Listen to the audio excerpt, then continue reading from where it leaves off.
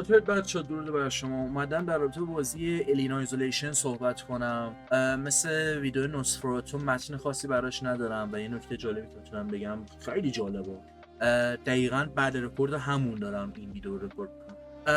نکته اینه که اومدم متن جفتشون رو بنویسم، چرا بودم که اونقدر واسم چیز نیست، یعنی نمیخوام متنش رو بنویسم اونقدر، اصلا نیاز به متن نداره. یک سری الین آیزولیشن خب تاریخچه عجیب و غریبی داره. یعنی زمانی که استار وارز و یک سری اثرهای این شکلی می اومدن، یه کارگردان عزیزی میاد میگه که آقا بیا الین بسازیم، چی میشه اگر فضا ترسناک بود، و یک اثر به شدت فوق‌العاده از توش در میاد توی اون بازه، زمانی که این اثر به شدت فوق‌العاده موجب به این میشه که فرانچایز از بین بره حتی تا حدی. حالا این بحث های مختلفی در رابطه باهاش میشه کرد. واسه گیمرها بخوام مثال بزنم، مثل رزیدنت اویل. فرض کن شما یه رزیدنت اویل داری، این هرچی میاد جلوتر اکشن تر میشه، حتی شاید گوفی تر و فان تر میشه، ولی چون داره هنوز میفروشه، یه سری مخاطبا دوستش دارن، همونطوری میمونه. یا یه جا یهو اینقدر سقوط میکنه که نمیتونه برگرده. و مثلا این الین جدید چی اومده ندیدم، پرومتیوس چیه؟ پرومتیوس که اون یکی چی بدارم بیا. حالا این جدیده، شما مثلا یه چی مثل اونو میگیری، میگی اوه برگشت به ریشه ها، برگشت به تاریخچه خودش، به اصل و نسب خودش.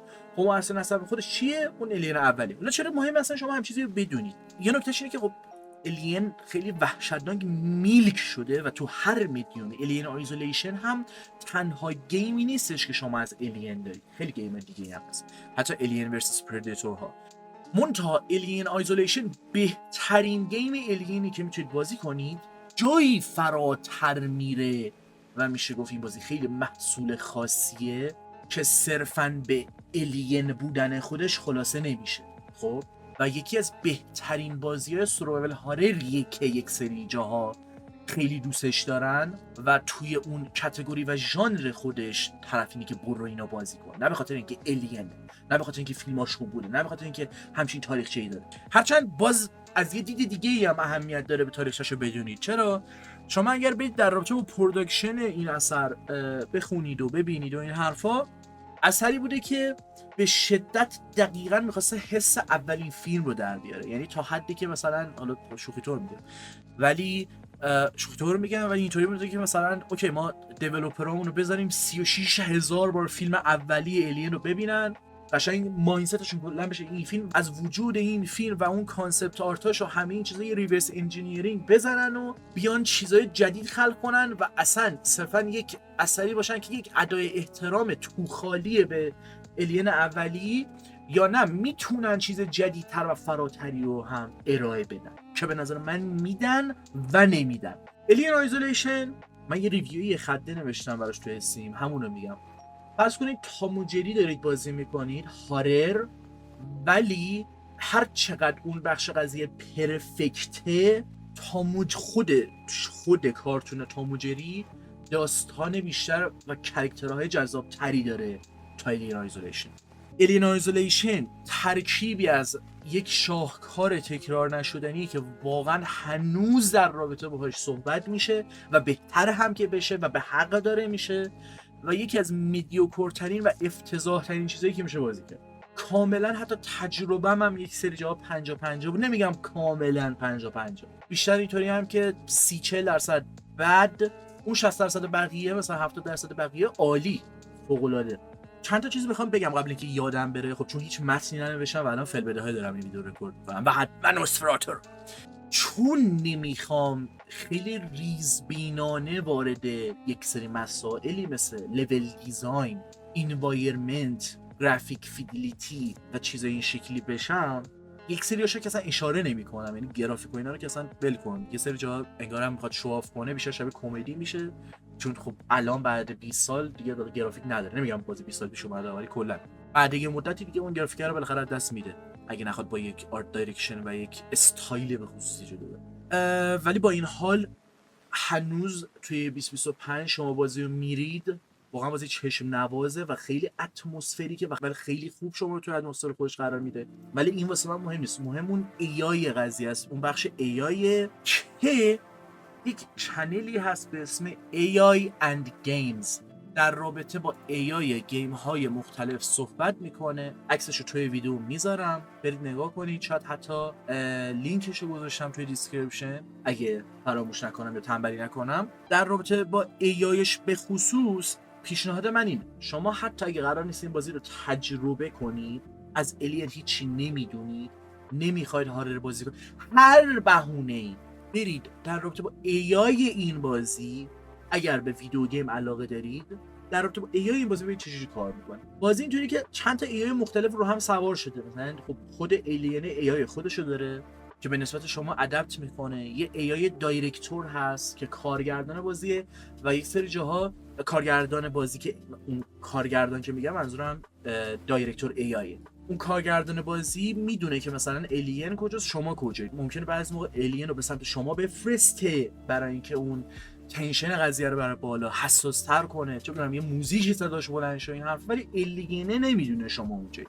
و خیلی این AI الین فوق العاده است. یعنی شما هر کاری که میکنید و هر چی بیشتر بازی میکنید به مورد این الینه بهش ادپت میکنه و فوق العاده است. آقا فوق العاده است. یعنی در رابطه با یک سری بازیایی که حالا نمیدونم چقدر الینایزیشن واقعا مین استریمه، ولی مثلا منی که گیمرم دنبال میکنم ندیدم کم راجبی صحبت شه. به چشم من به نظر چیز مین استریم اومده، نه آندرریتد. ولی خب بای any meaning واقعا آندرریتده، نمره کم گرفته. یه سری جاها نمره‌ای مثلا نگاه کنیم یه سری رسانه‌ها اینجوری که آقا 6 از 10، ولی خب نه واقعا دیگه در اون حدم نه. من اینکه کل اون پکیج رو در نظر بگیریم که نه یک سری جا میفهمم چرا خودم هم بالاخره اذیت شدم. حالا جلوتر میگم، یه ذره حس می‌کنم دارم موجب کج فهمی میشم چون به چیزهای مختلف دارم فکر می‌کنم خودم الان. ولی خب پس اون بخش موش و گربه بازی قضیه AI الین فوق العاده است، اتمسفریکه، واقعا ترسناکه. یه سر جا اسکریپتد اون جامپ اسکیر خودش رو هم داره، نمیگم ترس سایکولوژیکال داره، ولی شکل ترسی که داره کلا مثلا من جذابه. من اینطوری نیستم که مثلا چون دیگه سایکولوژیکال هارر نیست، اون ژانر مورد علاقم نیست دیگه نمیترسم. نه، این سری جا انقدر صدای موزیک بلند میشه، انقدر اون حساسیت و تنش رو به خاطر اون سیستم‌های و مکانیکایی که بازی داره، مثلا به خاطر اون سیوش باشه، چطوری انمی‌ها نسبت به تو واکنششون میدن، تو از چی بترسی، حتی دیگه یه سری جا حس میکنی که این فکر کنم داره اصلا هم چیزی، مطمئن نیستم یه مورد بخوام تو حرف میزنی هم الینه میشنم دیگه. تو قشنگ اینجوری که من ساکت فقط پلی همون میدم با تمام اینپوتایی که تو وارد بازی میکنی و بازی ازت میخواد که خب کلیک راستو بزن با کلیک چپ تا اینجا دوتا، خب حالا اسو بزن، حالا همه اینا رو نگه داشتی دیو بزن. بعد با اگه انیمیشن کوتاه قشنگ اینجوری که اوه چقدر این تکنولوژی کنده، ولی اون کند بودنش اهمیت میده به همه چی. یعنی اون شکل سیوه و که تو هیچ سیف زونی نداری اهمیت میده به همه چی. تو هر قدمی که برمی‌داری کجا قایم شم، در لحظه تو حرکت باشم یا نباشم، اینجا که قایم شدم اون دستگاهو در بیارم که صدای بیپ بیپ بیپ میده و الین هم ممکنه بشنوه بیاد و اکچولی چون میشنوه خرمو میگیره به نسبت اینکه حساسیت بازی چقدر بالا باشه. بعضی جاها رو گیج میزنه ولی کلا خیلی خوب در اومد. منتها بازی که شروع شد انقدر از همون اول با هر بازی که شما خب تا یه حدی به داستان و دیالوگ و متن‌هایی که این برامر گذاشته میشه، حالا کدکس‌ها چیزهای مختلف اهمیت میدی، ولی از یه جا به بعد که خودشو نشون میده و اینجوری که هیچی اهمیت نمیدی دیگه. این بازی اولش که خب یه مقدار اهمیت رو میدیم، بذار ببینیم چی داره میشه، مخصوصا که فیلمای نمیام یادم نمیاد، بذار با کاراکترها آشناشیم، با کاراکترها ارتباط برقرار کنیم، اهمیت این که کدوم کاراکترها میمیرن و الین شکارشون میکنه مثلا چیز کنیم. برعکس از یه جا بازی جلو که میره اینطوریه که خب من جز الین هیچ چیز جذابی ندارم. یعنی شما متناشو دنبال نمی‌کنی، متناشو میخونی بازم جذاب نیست، هر بار فرصت میدی به بازی میگی بذار این متن رو بخونم بازم اینطوری که ولش کن، هر صدایی که پخش میکنی اصلا صفر اهمیت، کاراکترها بی اهمیت، داستان بی اهمیت، یعنی اصلا اینجوری وات. و یه تیکه هم داره به شما میخواد یک فالس سنس آف سکیوریتی بده و به نظرم اسپویل نیست چون همه بازی ترسناک همیشه این تریکو دارن، یه جاهای به خصوصی میان یه فالس سنس آف سکیوریتی به شما میدن، بعد یهو دوباره میزنه تو چشتون و اینجوری که خب الین بازگشت. حالا مثلا دو تا میشن الین نبود، حالا به هر دلیلی دیگه این دیگه با اون ظرافت و جزئیات نمیگم، دو تا میشن نبود، حالا الین برگشت. بعد توی اون دوتا میشنی که نبود من کم مونده بود بازی دراپ. اینقدر که حوصله سر بره، اینقدر که بد بود، یعنی اینقدر که نمیخواستی. I don't wanna deal with this shit. ببین ما یک الین داریم، یک انسان داریم و یک ربات داریم. شما با انسان ها کلا درگیری به خاطر اینکه خب they're survivors و از همه میترسن، همه رو میخوان بکشن. ایایشون هم که فاجعه است، یعنی به محض اینکه میبیننه درجا تیر میزنن، نه صحبتی، نه دیالوگی، نه میخوای رد بشی، نه حرف این که اگه روتو کنی اونور تیر نمیزنم، اصلا هیچ. یکی دو جا همچین چیزی بود و حس میکردم یکی دو جا هم باگ خورده. اصلا نسخه دیلاکس ادیشنی چیزی، یه نسخه آن ریلیز نشده من داشتم که بالاخره همچین فرصتی واسه من پیش اومد. اونم من به عنوان پلیری که خیلی، یعنی 90% بازی من کراچ بازی کردم، 90% بازی راه هم نمیرفتم، در صورتی که شما میتونید راه بری، تمام داشتم کراچ میرفتم. اون انسان ها رو داری، بعد یه سری ربات داری. ربات ها مثلا اینجوریه که یه سری مناطق هست اینا قانونی، مثلا شما اینجا باشی با تو کاری ندارن، مناطق غیر قانونی ربات ها دیوونه شدن میکشن هر کی اونجا باشه. سر اینا یه بابلی دارن، یه هیت باکسی دارن، یه دایره‌ای دورشونه، تا وقتی به اون دایره نخوری در همین حد اهمیت داره که بغلش بدوی بری. البته اگه الین در کار نباشه، من دارم به خصوص اون دومیشن رو در نظر میگیرم. جاهای دیگه شما بدوی، خب الینه توجهش جلب میشه و میفته سراغه، ولی اون دو میشنه به خصوص، اون دو سه میشنه به خصوص بغل اینا میتونی بدوی رد چی، یعنی هیچ جذابیت. اصلا مپ انگار تو خالی واسط گذاشته، اینجوریه که یک بابل قرمزی هست، اگه تو اینا رفتی هر از گاهی ای رو باید فشار بدی چون گیلت کم شد، همین دیگه برو. یعنی هیچ اهمیتی نداره، یعنی اصلا واقعا آزاردهنده است. یعنی اون اندرویدو به شدت آزاردهنده است، به خصوص که یک فان فاکتور احمقانی داره بازی و شما به یه شکل خاصی از شر آدما میتونی خلاص شی.